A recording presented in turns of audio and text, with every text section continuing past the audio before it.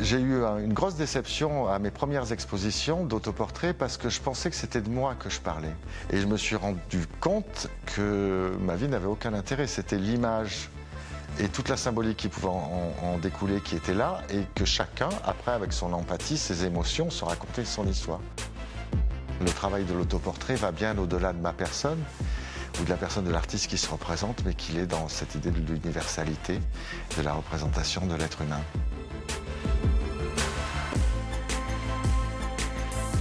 Bienvenue dans le monde merveilleux d'Olivier Rebufat. Photographe et plasticien, mais aussi metteur en scène, magicien, acteur et spectateur, le travail de l'artiste nous place dans une position étrange, provoquée par le côté à la fois facétieux et drôle de ce qu'il nous donne à voir, tout en nous questionnant sur la superficialité des représentations du monde qui nous entoure.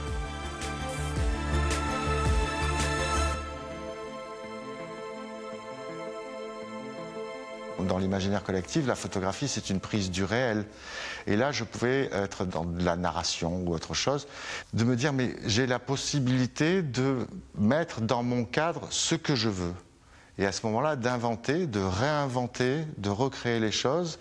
Et je me suis rendu compte à un moment qu'en me photographiant et en faisant un tirage et en le découpant, si je refotographiais ce tirage, j'obtenais cette sensation d'un personnage 3D.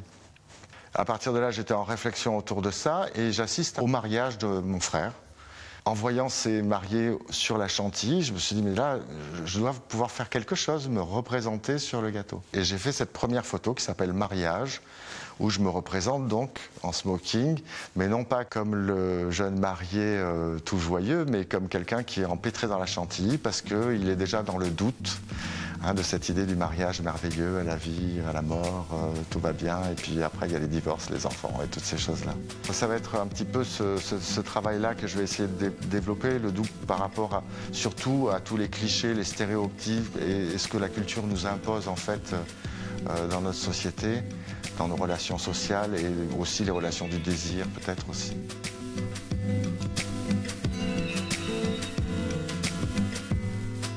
Dans ma pratique d'autoportrait avec poupée, mon travail consiste d'abord à avoir une idée.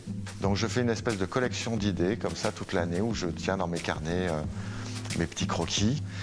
Et puis ensuite, ça va être comme un temps de réalisation, comme un temps de cinéma peut-être. Et là, je vais me mettre en atelier et je vais produire 10, 15, 20 photos.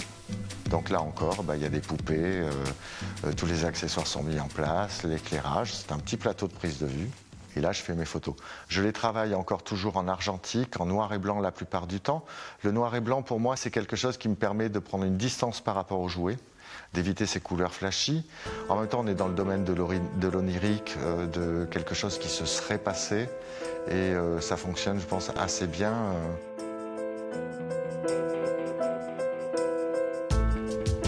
Olivier Rebufat vit à Marseille. Il est né à Dakar en 1958.